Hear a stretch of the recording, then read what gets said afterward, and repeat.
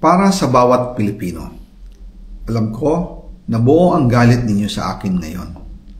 Nauunawaan ko rin kung bakit. Lalo na at malaki ang halagang nakataya.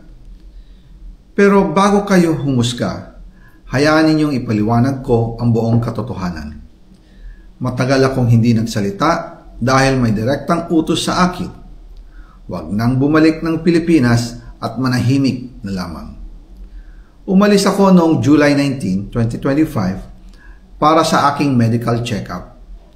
Nakaplanong bumalik pagkatapos ng SONA ni Pangulo. Pero habang papauwi na ako, tinawagan ako ni dating Speaker Martin Romualdez at sinabihan, "Stay out of the country. You will be well taken care of as instructed by the President." Noon naniniwala pa ako sa kanila, kaya't hindi ako bumalik.